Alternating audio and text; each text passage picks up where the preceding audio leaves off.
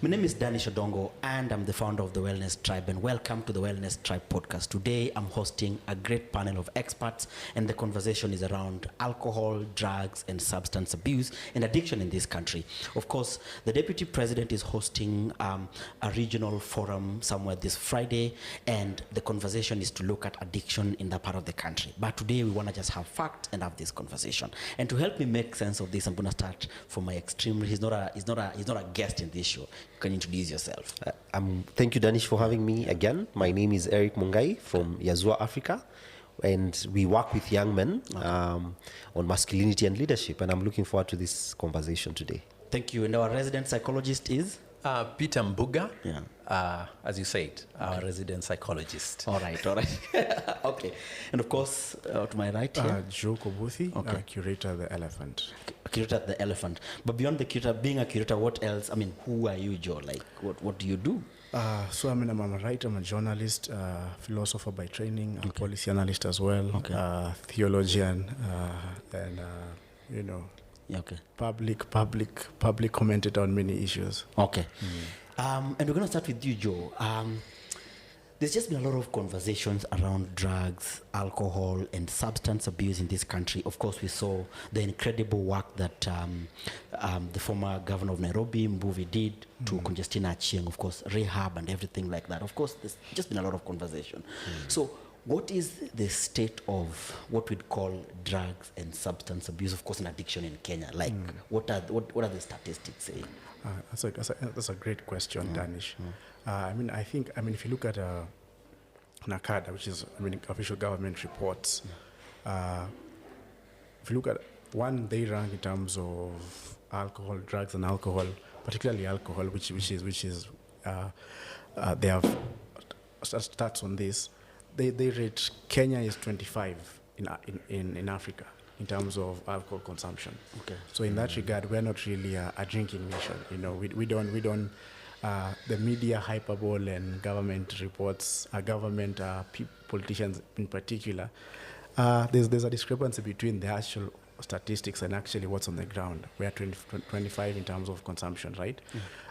But regional is even more interesting, right? Because a lot of emphasis is really around central region, especially media reports all the way from even passing of the first alcohol drinks and control acts of 2007. Mutudo Act, The Mutudo Act, right? 2007, which was central because there were issues about young men drinking.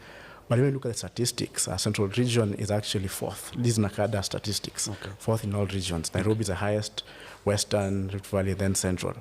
So even in terms of, there's a discrepancy in terms of who we're actually saying are drinking and it being an alcohol problem. So I think it lends a question to ask if the statistics are saying this and yet media reports, politicians are saying alternative. We have to go deeper and say, what are the discrepancies? Why is it that our official statistics isn't lending itself to the official narratives, right? There's a discrepancy. So we have to then, in my view, we have to unpack the narratives. Why is it that, for instance, and you rightly said Mutudo is there's a crisis in central Kenya or any other region. We have to go beyond just the official narratives and unpack. And unpack what's actually happening and why they are using alcohol and drugs to claim that we are alcohol drinking nation and we're going to the dogs. Yet our statistics are not saying that in any way, in any regard. Okay. Thank you so much. So Peter, I'm hearing him talk a lot about consumption. So is there a difference between consumption and addiction? Oh yes, Okay. I'll give you an interesting example about weed. Okay. Some clients come for therapy. Okay. And he takes. He has anxiety, and he takes weed helps him. He takes one a day or something. I don't give him a hard time. Okay. I don't really give him a hard time. Yeah. But we have normal consumption. For example, we're talking about alcohol. Safe consumption of alcohol is for a man 2 beers or 2 tots or 2 glasses of wine. For a man, that is normal consumption on a daily basis. Okay. Anything above that, then it's dangerous. For a lady, one glass of wine a day, one tot of hot drink, or one beer per day, that's normal. Okay. So we have normal drinking, but anything above that then starts getting into the dangerous side of things. Okay. Yes. Getting to the dangerous side of things. Eric, I know you work a lot with men. Do you think the narrative is complete when we say there's addiction in this part of the country and to do this? Or how else would you want this story to be framed? Mostly in the media and, of course, by policymakers and politicians. And maybe I'll touch on what Joe mentioned about the things that politicians say. It's very easy to see an individual standing to talk about an issue in any region, and we forget that he's speaking as a politician and not a government representative. Or not as an expert, actually. Or not even as an expert. Yeah, it's just an opinion that he's, putting out there. The alcohol issue in the country, and especially among young people, and for me, especially among young men, is, and I'm very careful not, because I know there are people who are addicted. We have them in our families, we have them in our communities. But when you look at the number of young men who are actually addicted compared to the prevalence of alcohol consumption, it's very different. I think our greater problem is alcohol consumption. Yet a lot of the framing is geared towards there's an addiction problem. Therefore, let's look for ways to solve this problem through either rehab centers or using religion and the churches, our churches and our religion centers to cast out a demon or two demons out of individuals and young men and women. But the problem is the spirit of alcoholism. Yet the challenges and the problems of alcohol consumption actually begin from our cultural and social spaces. That's where we are failing. We are refusing to deal with the fact that we don't have enough social centers for young people to, thrive in. The only way a young person, especially in campus, soon learns to cope in the city or in a institution, a learning institution, is from classes. Let's go sit, play pool, and drink. So the problem is that we haven't set up structures and systems to help young people to thrive. So they look for a way to drink, and therefore that's where we have a prevalence in alcohol consumption. So Peter, if you were called by, say, a family and they said our son is addicted, would you take us through the process that would make you to ascertain whether they are addicted or they are over-consuming, or is there like a scale, is there a tool to measure addiction or something like that? Yes, we have various tools. Okay. But generally speaking, and we're talking about alcohol mostly. Okay. We call it alcohol use disorder. We don't call him an addict nowadays. We also being sensitive. Yeah. Being sensitive. Okay. We call it for you to have an alcohol use disorder. But even before I start that, there is. You remember I talked about normal use and then problematic use. Okay. So we have a model, a test called a cage, which you can do to your friend anyway. You can share it with your friend to know that somebody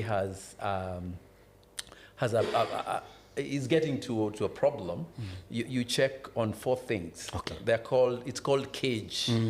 CAGE. Okay. C stands for he's tried to cut down and is unable to on his own. So he's having a problem cutting down, and he knows that he should cut down because it's affecting various areas of their life. Then the other thing is they get annoyed.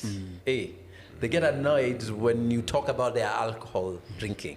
It's a natural thing. It's like you've been criticized, and if you're okay with you drinking, you would not get annoyed. I mean, if you're just doing it socially. And then the funny thing is, when you're using alcohol badly, you get this guilt. Every morning after drinking, you say, gosh, I did it again. So And then lastly, if this person has the E in cage is, does he often have to take an eye opener? Yeah? What an eye opener. Inaitwa kutoa lock. Okay. Yeah? Yeah. So those 4 elements, if you have 2 happening to you, Okay. then you are a problem user already. Okay. You're getting into the problem zone. Of alcohol disorder, yeah. Yeah, and probably you can be helped just by counseling. Okay, so that it doesn't get, so that you get information, you know the dangers that this is taking you to. Okay, but if you have all the 4, then I go further and use something we call audit test. Okay. Audit stands for Alcohol Use Disorder Inventory Test. Okay. Okay, so that one now, it has several elements.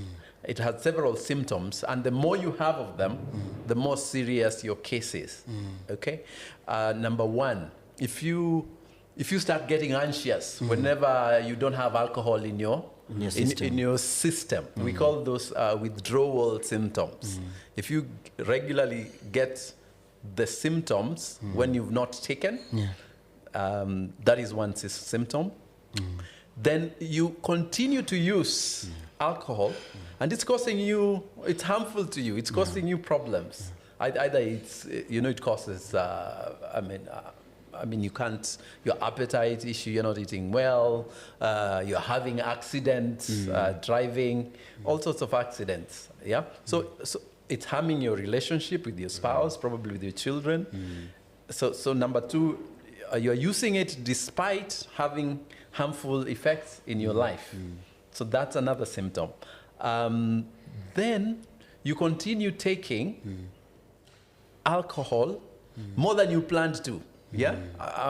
Let's go to the bar. I'm going to take only 2. But after 2, you find yourself in a blackout. I mean, you're never able to stop yourself. Okay, and then of course the other big element is tolerance. You used to get drunk from 2 beers, yeah. Now you need 6 beers to get actually drunk. You need more and more to get the same high that you used to. So those are some basic symptoms that start telling you if you're having more of this on a regular basis. There's some more. Then you're in a serious problem. But now it extends. It goes further. I have had people who start having hallucinations, who start having delusions. You start suspecting your wife of infidelity, and she never leaves home. Yeah. There are other things that come with more serious now use of alcohol. Yeah. But maybe I'll get a chance to explain a little later. I'm going to come back to you briefly. But Joe, there's just been a conversation around some regions of this country that they said alcohol was introduced to destroy artwork because it was as a result of envy and stuff like that. I mean, you as a researcher and somebody who has done philosophy, why do we keep on having such narratives while we know that evidence is not backing up that narrative? What's the history behind that type of narrative in the psyche of the So good question. So there is actually history to it. Yeah. And the history starts when President Moi took power. Okay. And there was a tussle right between President Moi and what we call Mount Kenya Mafia, or there was a tussle. I mean it wasn't intense, but there was he moved because now he was building the Cabinet Syndicate, etc. So a lot of animosity particularly around. I mean, if you remember quite well, there was in a day 12 banks were collapsed. That's what we now have, what we call the consolidated bank, right? And there was this tussle because now the Kikuyus were still making money, and people from other regions were complaining that these guys are not in power, but they're still making money. So through this contestation, and particularly in the 80s when there was a lot of Kenya and all these things happening, there were narratives that apparently, I mean, there isn't research to back this, but I mean, it's part of Kenya's political gossip. But there isn't research to back like this. that one. But political gossip. But there were narratives that Moi planted. Planted using alcohol such that the young men in central Kenya to decide drinking etc.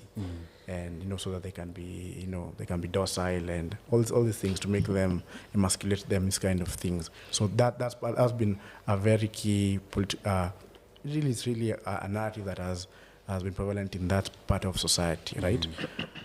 However, this is why, in my view, why in that particular region there's always animosity, and not because the politicians, in a sense, capture the zeitgeist of the people they represent, both good and bad, but because of the ethnic politics and the tyranny of numbers, as Mutainguni framed it, it became in that kind of political contestation space like that, numbers are important. And because alcohol, as Peter has mentioned, it, whether through consumption or through addiction, it can hinder particular social and economic activities, right? This is why every time when Mutudho, before it became the Mutudho bill, if you look at media reports from 2002 to about 2005, it was actually women from Central region, every time they were coming and saying our young men can't sire babies for us. They can't because they're constantly drugged. So that's the politics of that conversation. It has, in my view, has nothing to do with the consumption, but it's not the ineffectiveness of the young men in particular to engage in social and economic activities. One, to increase the numbers of the community through exactly, which I mean, and if you're drunk, I mean, we know this. Alcohol is a depressant. Exactly, it deters libido, and particularly in excess, right? But also it deters these young men from engaging in social economic activities that build the community. So, in my view, the underlying narrative around it is actually it's a conversion of tyranny of numbers. It's a political narrative of if these young men drink, they won't be able to participate in building the community through forced marrying, building their homes, etc.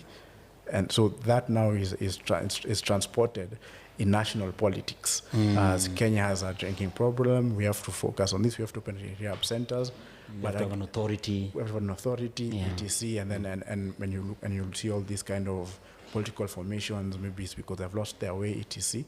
But again, which is interesting is that it's actually an internal conversation within that region that is why these young men are drinking, right? Because, again, taking back to politics, if you're in because of the ethnic patrimonial politics, you create archetypes.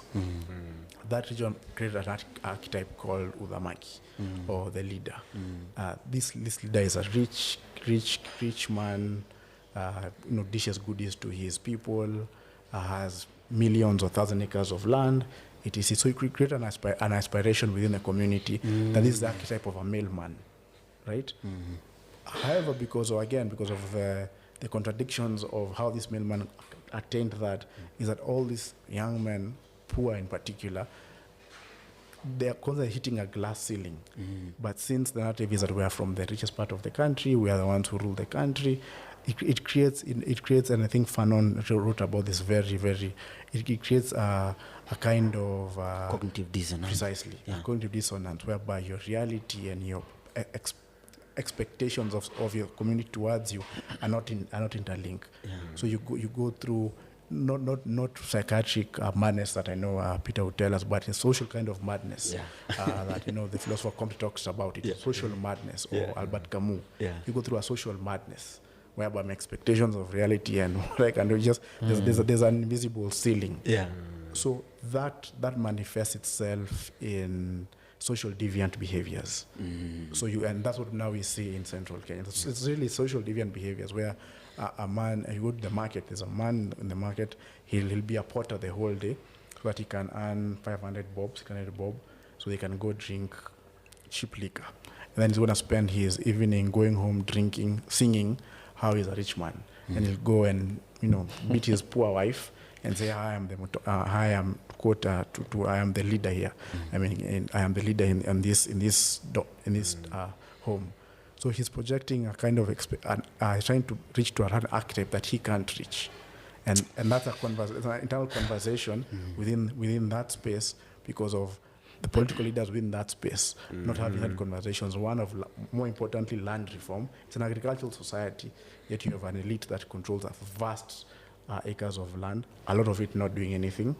So it's an internal conversation that society needs to have within itself to fix what we social deviant behaviors, and one of them is just is our alcohol intake, and not project the angst on the rest of the society, because that's what's happening. So the rest of us who are from Eastern, Nyanza or whatever, we're being projected on an issue that has nothing to do with the rest of us, and then all of a sudden we are seeing rehabs are being opened, but it's not about. It really is you didn't address your material conditions. You create an archetype that only few of you can reach out. So everybody's saying there's a social expectation that is untenable to. So it's social madness.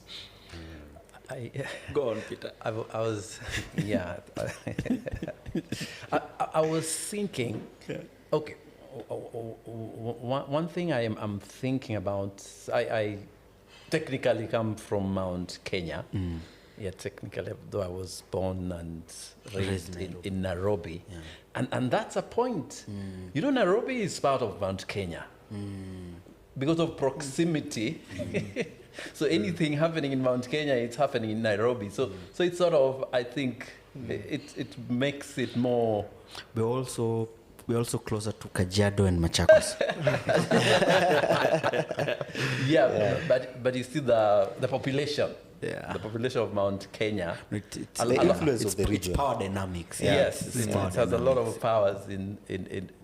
So I'm saying that could. Because Nairobi is actually divided along ethnic lines. Yes. So you have Kawangware, the region. That's why MPs, there are ethnic MPs who win in different parts of Nairobi based on where their people are. And you go on. But I get what you mean. But we know who came first. Yeah, because they were nearer. So of course they came first. The Mount Kenya people were here first. Place though, doesn't it? Probably. But there were few. That's what I'm saying. Yeah. Okay, but that's not the point I was trying to make. Okay. I'm thinking there's an area of research that has not really been looked at that could contribute to alcoholism, for example. And I was sharing with Eric earlier that these are people who are targeted in colonialism. You remember they were jailed, they were put in detention. Absolutely. So what happened to their next generation of boys in that area? Could there be trauma in that area? We know trauma has something to do with mental illnesses, addictions, and I think that's an area for research. Because a lot of traumatized communities end up with a lot of alcoholism within them. And I think that's an area that, I was just thinking that's an area which has not been investigated. If it is true that Mount Kenya has high alcohol levels, that is an area that has not been investigated. Area for research. Yeah, but even as we go to the statistics, sorry to interrupt, is that it's not true. Even no, I understand, but I'm just saying, just in case there's any truth in it. I do agree with Joe that our issues are social deviant behaviors. And it's not just a young man sitting around the market, either as a makanga or doing menial work so that he can get money, quick money to go drink, and then use the opportunity to puff himself up to be that leader. So that then he finds a way to connect his dissonance from the reality of his life. Though part of those issues of those social deviant behaviors is the prevalence, in my opinion, of how easy our communities and our leaders have made it for young men to get quick money. So instead of dealing with the problems, the underlying issues and helping them, whether it's own land or farmland, and get a livable income from their work. What we've done is that we give them bodabodas. We've told them to get into groups, so that then they can have access to some funding, whether it's the youth fund or whatever fund from the area leader, whether it's an MP or an MCA or whoever. But it's that money does not translate into transformed lives. It doesn't transform to better health outcomes. It doesn't transform to better educational outcomes. It doesn't transform to anything. What it transforms to is the young men in that specific area drinking. Yeah. So young men get money, and among the first things that young men set up as businesses are either pool stations for people to come play pool, gambling stations for people to come gamble, or a drinking den. You go to any community today, the quickest and easiest business, the number of businesses that are going to be, one business that is going, you'll find like 10 of them in one street, are wines and spirit shops. Why? Because I just have to drink, and from my drinking, it just makes me, from that experience of drinking, as I'm walking home singing the Mau Mau songs and the warrior songs, and making me feel good about myself, it's just a band-aid to a deeper issue and a rotting wound that we are completely incapable of dealing with. And if that young person, and a few years back, we worked with a community where prevalence of bodabodas so to it that boys, especially boys, immediately they finished primary school, they did not go to high school because they had access to bodabodas. They were either employed as riders and then soon owned one. So what were they doing with the money that they were making? And you drive into any commercial center today, you'll find a group of young men seated on top of bodabodas. I have a friend who keeps on saying, you go anywhere in this country, the thing that you notice the most is groups of young men with bodabodas between their legs. And they are seated there the entire day. And that person will probably only have maybe 3 to 10 clients at most for that day at 50 shillings. That 500 shillings that he earns, he goes ahead and drinks half of it. Yeah. So it's the deviant behaviors that we see, and then we begin to assume and believe that there's an addiction problem. And it's easier to pour money and funding into an addiction and a drinking problem than it is for us to deal with the structural issues that are present in our communities. Peter, today we decide that we're going to limit, say, one bar per town across the country. We're going to pass a law like the CS for Trade said. We're going to pass a law that we will not sell any liquor that is cheaper than 300 shillings. And then we're going to decide that, we're going to open rehabs all across this country. Do you think in 5 years we'd have been done with the alcohol problem in this country? Definitely not. Why not? But come back to, yes, you mentioned NACADA statistics on alcoholism. And I think what we have from them is use rather than alcoholism, because then we should be getting, so as we're saying, we can see alcoholism through its social impact, for example, and probably in Mount Kenya that they're able to see quite vividly in terms of dysfunctionality of a lot of people.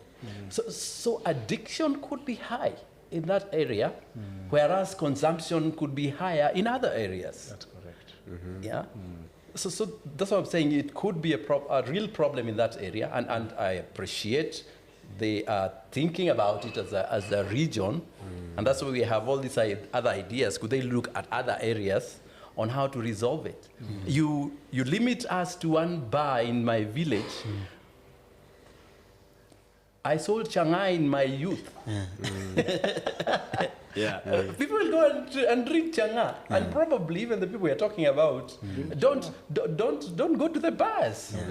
They don't. They drink Chang'ai. And just to add on that very important statement, I think even as you rightly say, there might actually be an addiction problem in Mount Kenya region, though consumption is not the highest. And I think there's now the alcohol conversation in that space should be one, what are people drinking? Yes, absolutely. Because perhaps people are drinking stuff that's making them addicted. Absolutely. You know, and especially because they might be drinking illicit, what I mean, we call illicit brews.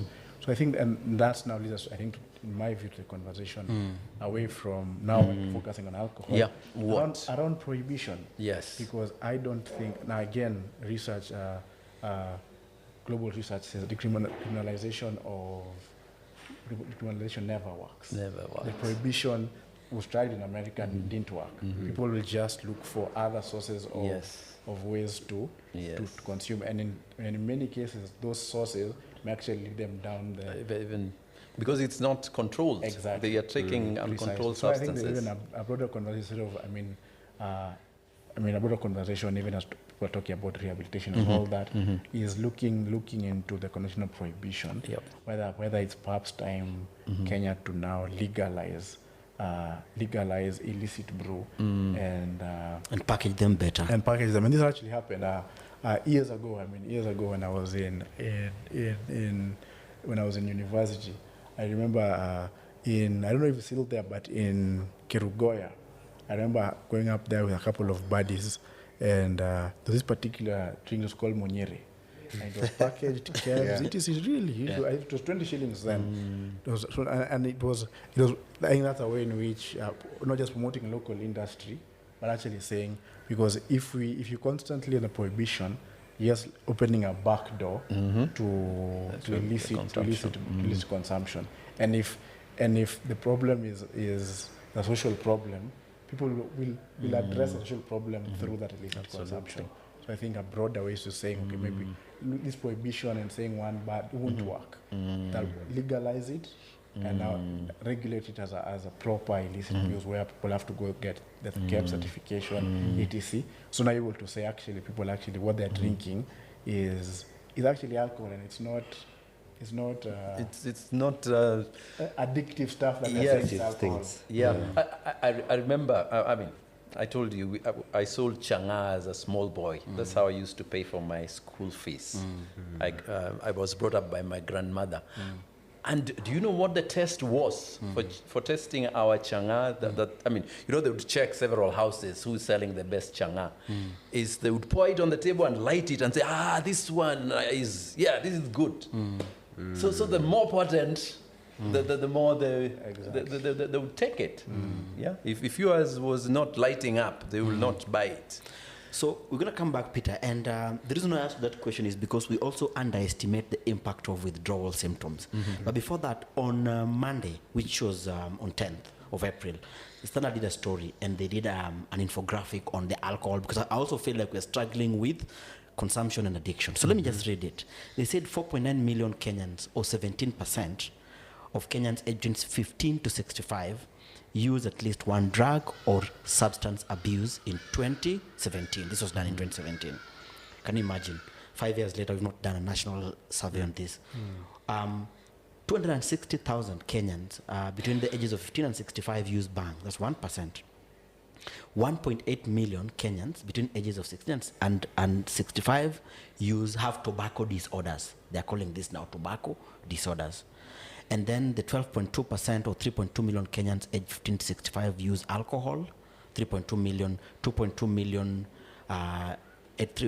use tobacco. And 4.1% use miraa or cat. 830,000 Kenyans are addicted. They don't distribute this per region. 200,000 Kenyans with bang use disorders. So I think the first addiction is general addiction, then they break it down. 200,000 have bang disorders. Heroin was the second most widely used narcotic drug in the country after bang. Let's go to the regions. Can you imagine that 23.8% population by Western Kenya hooked on drugs and illicit brew? Hooked could be a term to mean addiction. 2 in every 10 people in Western Kenya use drugs. That's the general now. 11.4% population in Central Kenya hooked on drugs and illicit brew. So even if you look at the population, look at this, 23.8% and 11.4%. Then come to 13.9% population in coast are on drugs and illicit brew, hooked on drugs and illicit brew. And 1 in 10 people in coast and central regions are using drugs. But remember, in Western Kenya, it's 2 in every 10, but in coast and in central Kenya, it's 1 in every 10. This is the Standard newspaper who did a story on addiction. So Eric, I'll come back to you, and perhaps I like what you posted, and I feel like there's a problem about we are framing this issue. We are framing this problem as a medical problem only.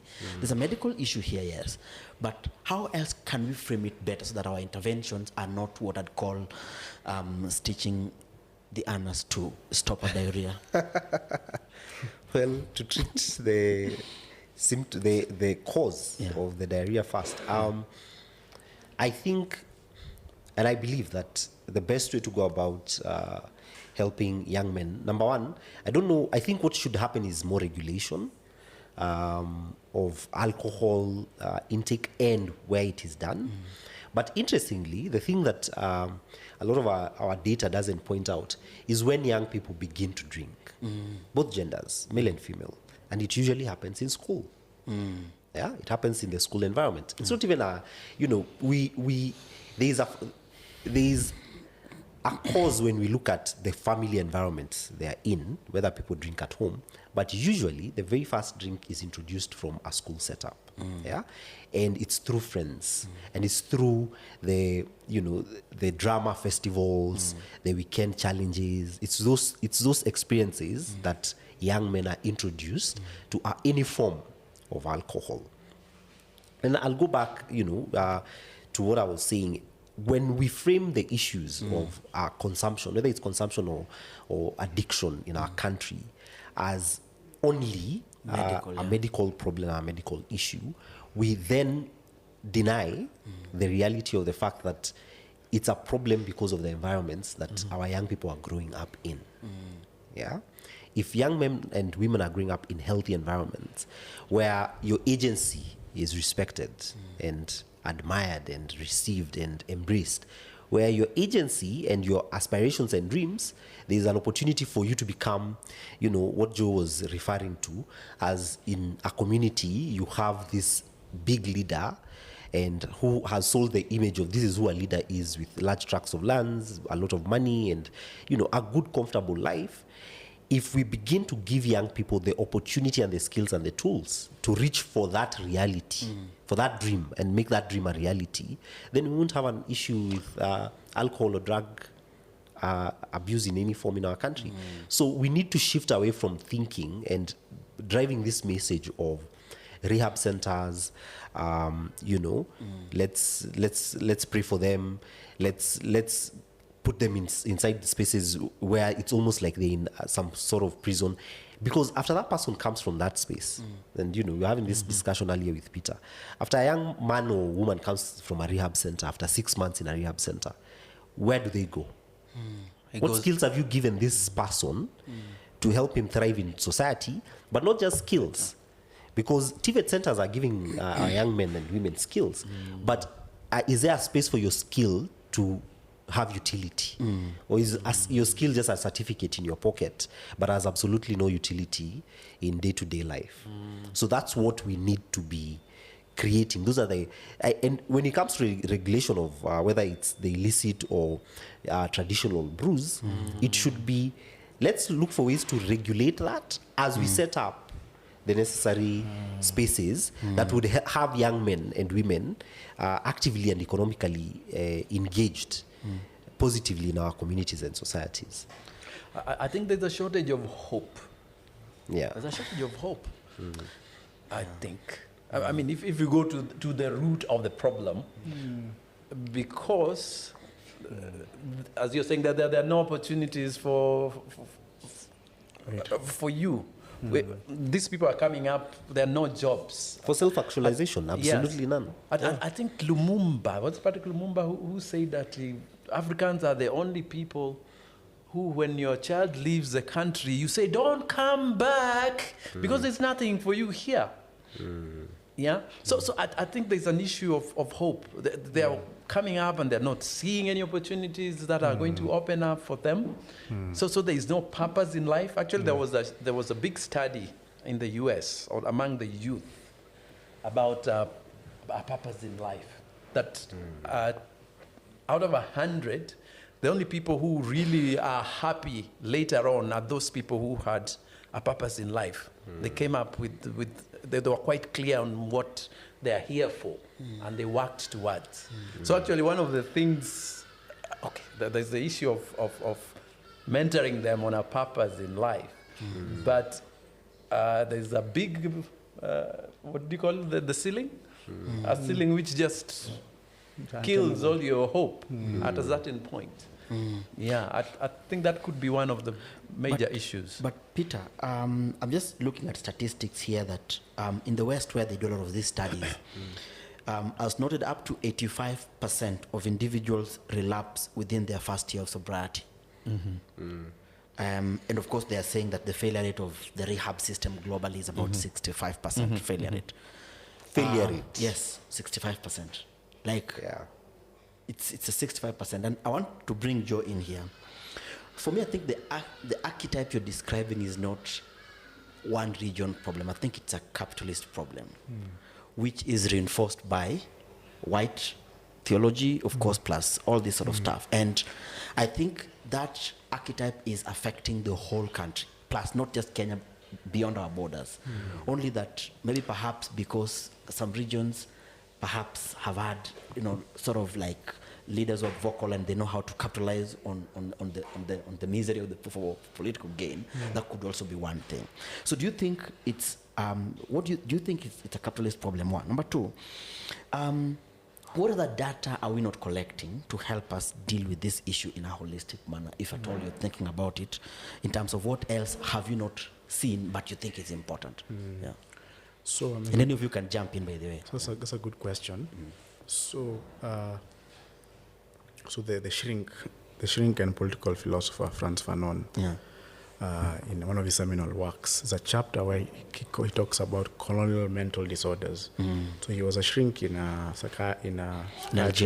In Algeria, precisely, and he was seeing patients, and so the two of his patients were interesting because he saw a patient of a policeman who was beating his wife. So this guy was admitted for his mental abuse, etc. Then he also one of our patients of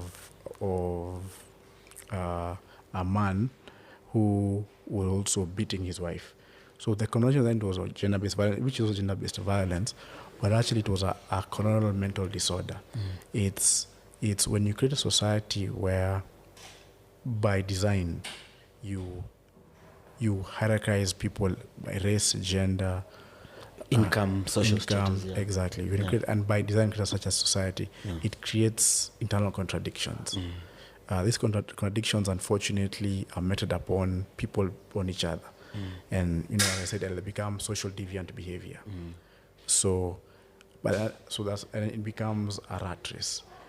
Unfortunately for us, because the people who give the solution, the people who benefit from the system, so they create solutions for themselves to keep the system moving. This idea called the panopticon, which is how Western-style jails of reform or rehabilitation come about, where you take people who are not socially acceptable, put them in, lock them up, which is the idea of the jail, the Western European-style jail. You lock them up. It's the same idea with rehab, where it's a panopticon idea, where you take, Peter is an alcoholic, or he's an alcoholic, or whatever he is, and you put him somewhere for 6 months to try and give him. Unfortunately, because you're still in the same visceral capital logic, which is colonial in many senses, it's the only people who benefit. It's not Peter, it's a pharmacist who will give Peter the medication for those 6 months. It's the shrink who will get a salary for 6 months. So it's the same idea of training, because what you're trying to do, you're trying to beat Peter into shape so that he can fit into a very disorderly kind of wild order. So it's not just a Kenyan problem in that sense. It's a global problem, right? Because it's really because what we are facing is not, in my view, it's not concern of the human brain, which is, I mean, we talk mental health and stuff, which is the human, and I think there are cases where the medical cases of addiction and stuff like that need to be addressed medically. But by and large, in my view, majority of people, it's actually social madness. Is you're trying to fit into a world that by design is a world designed to kill you. It's a world designed it's a death world, right? It's a world where the bedrock of the world was first slavery, from 1492 was the objection of a whole community of people. It was the killing of the indigenous communities in the Americas. It was the religious genocide in Spain, which now catalyzed this new world that now we are seeing collapsing. So now what we are witnessing is, in my view, is why mental health prevalence in the world is the end of this relationship that was sadistic. Unfortunately, even at its end, it's almost like the syndrome. It's called not Parkinson's syndrome when someone has been kidnapped, where you fall in love with your lover. Or the Stockholm syndrome. Exactly. Such that even now, as the world order is shifting and it's crumbling, we are facing a Stockholm syndrome. So it's in a sense, and it's not happened. It has happened before when empires grow and hegemons grow and they're this violent. When the Roman Empire was collapsing, everyone was afraid of it. Yet it was very violent. People don't know that when you read St. Augustine's City of God, he was writing as an apologetic to the collapse of the Roman Empire. That, in fact, a lot of the chapters were actually his sermons. That, he is writing about the immutability of the soul, and that's his sermon. So it's people are wondering, okay, what next after that? Because this is the world we knew, and I think why this is becoming more prevalent in different religions is that they're shifting social political forces that continuity of life. The things were told as narrative of life. You go to school, get a spouse, get a five, the Kenyan dream, one spouse, two children. One spouse, 2 children, 3-bedroom house, Exactly. four-wheel drive. Precisely. Yeah. So the collapse of that continuity. And a 50 by 100 in Kamulu. Exactly. so the collapse of that continuity. Monome ni shamba. Exactly. The collapse of that continuity is what we are witnessing. The starkness. Yeah. We're also seeing playing out in the political sphere. Unfortunately, is being played out very violently in a social sphere. It's why you'll see someone. I read recently in a headline, a man threw his girlfriend out of a 3-story building. One wonders what kind of relationship is this for? What kind of rage do you have to throw your lover off a 3-story building? And you're seeing this kind of stories where a woman stabs her husband and kills all the children. We're now witnessing the end of this. We're at the end of this framework of how we existed, but we don't know where to go next. And unfortunately, in the interregnum, we go mad. So this is what, in my view, we are seeing.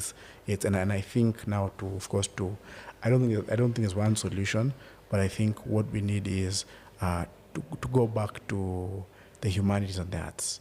And I think those are the spaces that can those spaces that can help us recreate our humanity, which now, of course, and I think so that we don't get into the rut of just trying to give Panadols to our children to solve the alcohol problems. Where there's a deeper governance problem that the world is facing. Okay. So Peter, I usually believe in what we call intersectionality. It's not just one thing, because if we stop the medical bit of it, there are people who might die today. So we need to help them, So maybe for you, as somebody who deals with patients who suffer from ill mental health on a daily basis, I need you to tell us why suddenly withdrawing a substance from an addict is problematic. That if we decide that it's 1 bar per town, how that can be problematic. 2, you can tell us exactly what happens in a rehab. So what happens in Kenyan rehabilitation centers? Sort of like give us paint us a picture.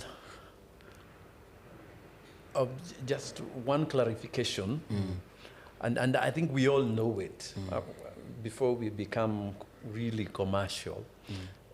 Is that an addiction is only a symptom of underlying issues. I remember when I was working in the mental institution, when you came with an alcohol problem, we screened you for anxiety, for depression, because that's where it all starts. Yeah, alcohol is used to sort of self-medicate for other issues. So in society, we're supposed to be really dealing with these underlying issues to avoid people getting to that level.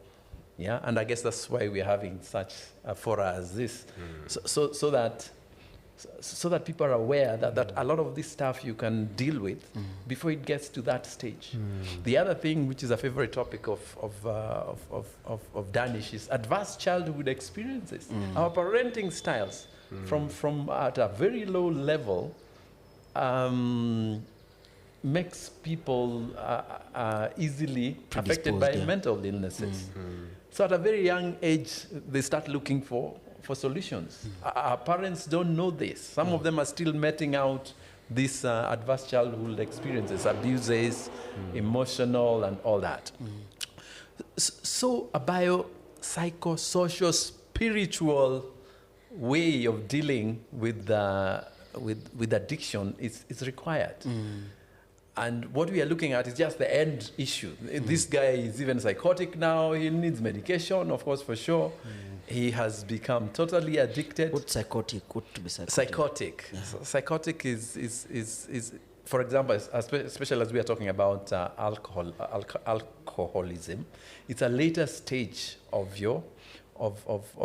addiction, where you've destroyed your brain with so much alcohol over time that you start having hallucinations. Psychosis is actually hallucinations and having delusions. Delusions of grandeur. Hallucination and delusions, that's what we call psychosis mostly. So by the time you get there, I had a client calling me yesterday, can we take this person to a rehab? I told them no, they need to be detoxed. And that's, detox is about the withdrawal symptoms.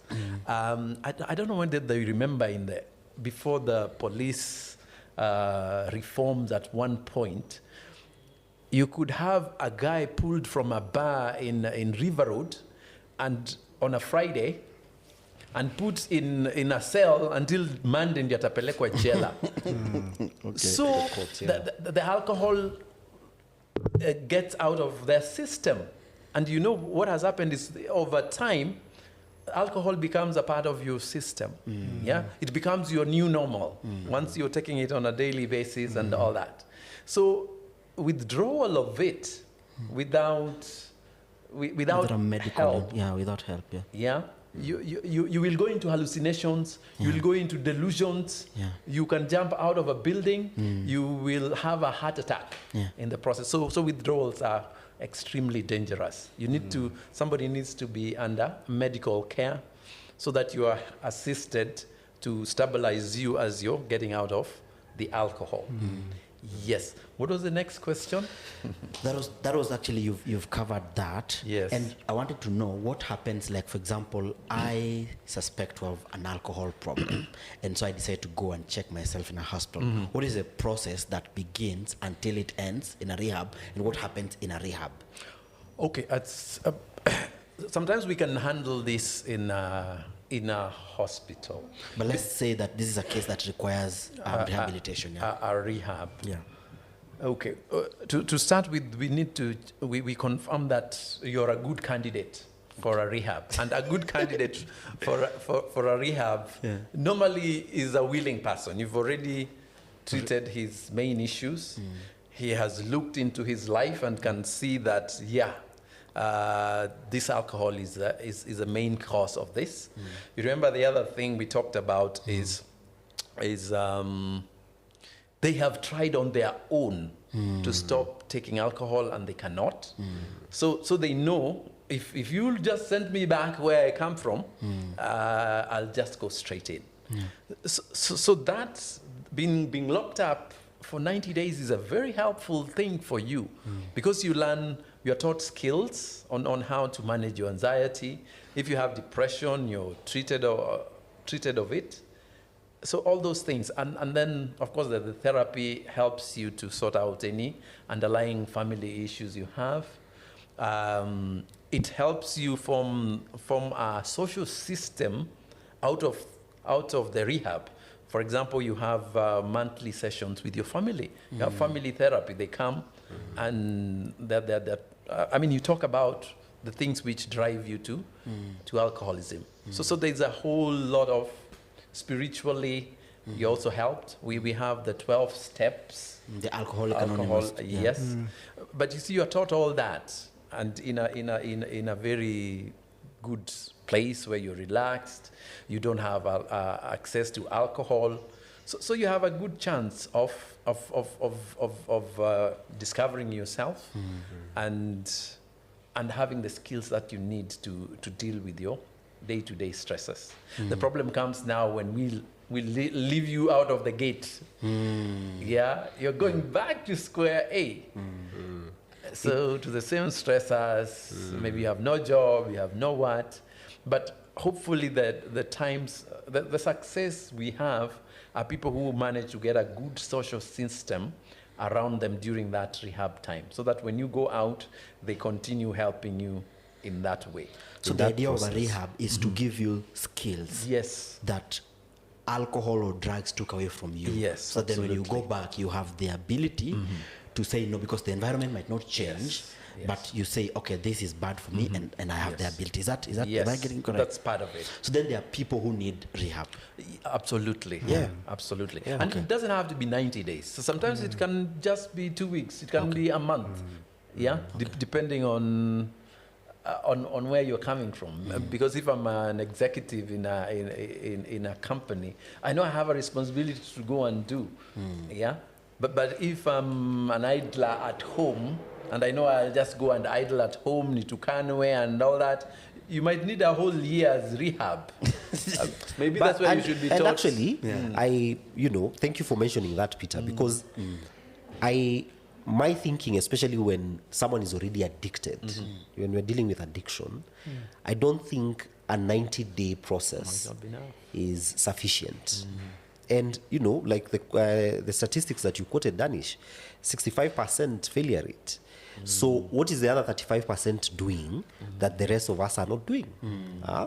Another question, and maybe Peter will answer this later, is I've been curious as to the 12-step system and whether it's functional effectively here in Kenya. We hear about it, we read about it, but do we have spaces where that happens here in this country, in our cities, in our towns, in our localities, that then help? Because and also the difference between a functional alcoholic and an addict. Because an addict, I believe an addict needs a rehab. An addict needs, first of all, to go through the detox system as a phase, and then be helped to deal with the issues that lead him to turn to alcoholism as a coping mechanism. And then, of course, when that person has gone through detox, whether it's a 90-day or 120 days, then what happens when he comes out? It feels like, especially for addicts, you're taught how to climb a mountain theoretically, and then on the day you leave rehab, you're on the foot of the mountain and you're being told to climb the mountain. So do you have a community that helps you to go through that? Because I think that's what is usually lacking, and that's maybe why we have the 65% failure rate within the first year. Do you have a community that is helping you to go up this mountain, this issue that has kept you hooked to this addiction? One thing about addiction, it's extremely stigmatizing. So there's a lot you really have to work on. You might be exposed to the 12 steps in rehab. But coming out here, you don't want anybody to see you. But otherwise, those meetings are available. There's one at All Saints Cathedral. There's one at most of these churches have Alcoholic Anonymous meetings, which meet on a regular basis. But you might find that Just like the rehabs. I remember I had one elderly man we sent to a rehab and said, "Nah, I can't do this place is only you. It's only youth. The only youth here, so you can feel totally out of place." Yeah. So probably we have a lot of youth with addiction, but when they go there, maybe they find older people and they don't feel. Yeah. So it's an idea. I think it's workable, but maybe it needs to be brought down to earth, where everybody can access it even more easily. Yeah. So I think it needs to be. The reason why I was asking that, I remember there is some time back I read about a Catholic, it's in the US system by the Freya Brothers, and it's a rehab center. And I think actually the people who come in is on a volunteer basis. And I'll actually come back to you again about whether anyone can be forced to go to a rehab, because one of my concerns with the way we are approaching the alcohol issues in our communities is, what if we start rounding up young men and taking them into rehab centers and turning our, what are these schools that we use? Approved schools, turning approved schools into rehab centers, and just force young people, maybe he doesn't think he has a problem, but as a parent, I'm feeling my child has a problem. Can I call the police on him? And he's taken to a rehab center without his consent. But anyway, let me go back to this center. And they have a high success rate. I'm forgetting the name of this center, but they have a success rate because it's a long-term program. Yeah, it's not short-term. You come in, you're taught skills, but then they also have a halfway house sort of system. When you leave the rehab and you feel that your community, your family community or your home community is not conducive, they have a halfway house where you are set up as you reintegrate back into society and even help you find work. Yeah? I don't know whether that's workable here. I'm not saying that it is or it isn't, but I think those are some of the issues and some of the ways we should be looking at helping many of our young men and women who are, caught up in whether it's alcohol or drug abuse, and giving them not just the skill, but how do we help you find utility with your skill in society and community? So that then you're earning. I'm not telling you go be a farmer, but then when I go home and I farm and I go to the market, I find out that after 3 months of looking after my crop, the amount I've made is peanuts compared to the amount I would have made if I was on a boda boda drinking every day. I was richer. I drank, but I was wealthier. But Eric has raised a very fundamental issue. So while he was talking, I just went and Googled who founded Alcoholic Anonymous. It was developed by two white people, as always, Bill W. and Bob Smith, in 1935. Of course, now it's been peer-reviewed. But you've raised a very good point, and I'm going to challenge you as Yazua Africa. Perhaps you could tell us if you guys are capable of developing like a proper alcoholic rehabilitation program that is not usually, Eurocentric. But Peter, there's something he said as we come back to you, but then now we are coming to an end, so after this, then we're going to give our final comment. What's the difference between an alcoholic and an addict?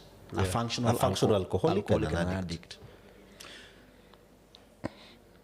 I'll not use those terms. I will just use the official term, having an alcohol use disorder or not. Okay. Yeah.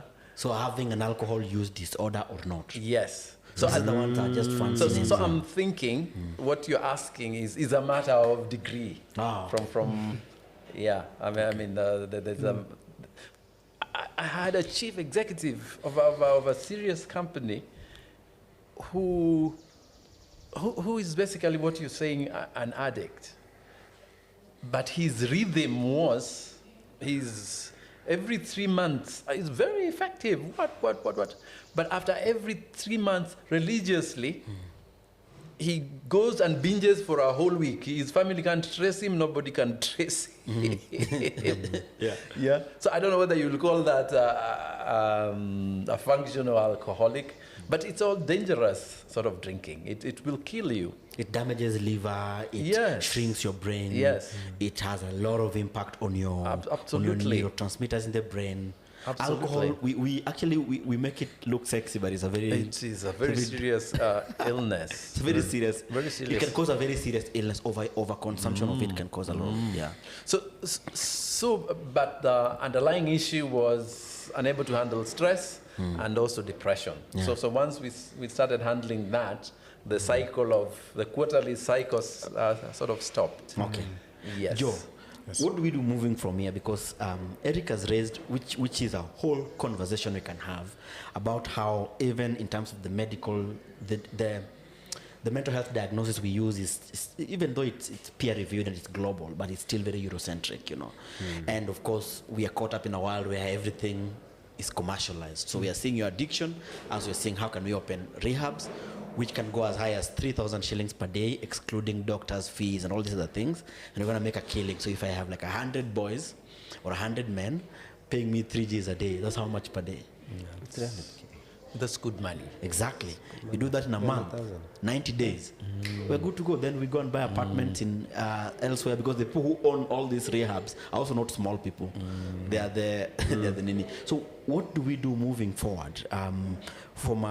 Because I believe in theoretical frameworks. What sort of theoretical framework should we ground our interventions moving forward, knowing that the world we're living in is hopelessly Eurocentric, it's traumatic, it's very violent, and it's designed in a way to break us and to break our minds? So it's a good question. Yeah. No, I think, I mean, theoretical frameworks also morph, right? They also morph and they are changing. Yeah. But I think it's a question of positionality. Okay. So we need frameworks that position people where they are located culturally, socially, politically, economically. You know, positionality is important in building whatever kind of theoretical framework for any kind of intervention. So understanding, for instance, if you're treating a young man, say from Kiambu or Thika, understanding his context. And if you understand his context, the intervention won't be General. Won't be just usual, maybe AA 12 steps. It'll vary, understanding that, as Peter said, his anxieties, his stuff, what his trigger points might be different from someone from Illinois in the United States. So there are different trigger points that why he's going to alcohol is different. I think it's almost really building theory ground up. So I think that's a starting point. I mean, more fundamentally, I think we have to keep on interrogating the vision of our own society and what society we need for ourselves. A case in point, not around alcohol and drugs, but around suicide. Interesting is that this is official statistics. The lowest point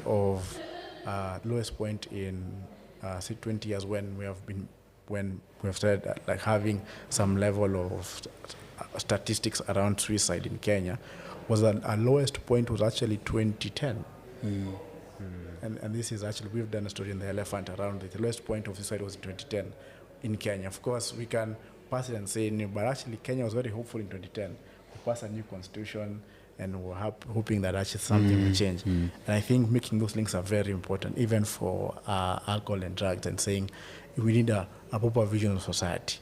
And I think once we start having those kind of interrogations, is that there's a lot of therapy in having a proper vision of society and people interrogating their own society, people being allowed to integrate their own society. In that regard, I think you'll remove the wheat from the chaff, whereby there's a chaff where you actually have a genuine addict and need to be treated medically and by shrinks where you have that. But from where I'm standing, a lot of what we see is not that. A lot of people just see is just social deviant behavior, where we're not able to exist in this society anymore. So we're trying to cope in this society. And thirdly, I think for state intervention is that I think we need to go back to social policy. We have left social policy, unfortunately, to donors and donor communities, the ones who dictate but also fund. I mean, during COVID, where there was a tough between the government and the USAID because of we had ARVs stuck at the coast. Remember that tough during COVID. I mean, we have let go of social policy to to the highest bidder. Exactly. So I think we need to go back and say, listen, social policy is fundamentally for the collective to take care of. So health, education, building public parks, public space. I think a lot of QLMs, a lot of it, low-hanging fruit is actually social policy. From where I in Kiambu, which is interesting because I live there, and which is interesting. There's a space not close to where I live, but there's a space where there's a former governor. There's a governor who was vying for a seat. He didn't get in, but he built social halls. And I was talking to a few locals, and they told me since this guy built this stuff, young men are not drinking because they were supposed to go and hang out. That's it. Okay. So social protection, we interrogate the vision of our society, and of course, that. So Peter, what are your final rallying call? But I also need you to speak to this issue of addiction, or what you told me is alcohol use disorder. It's called alcohol? Alcohol use disorder. Alcohol use disorder, so we remove that. Okay. So just speak to that perhaps from a medic perspective, Just the point that I made, that it's a symptom of underlying issues.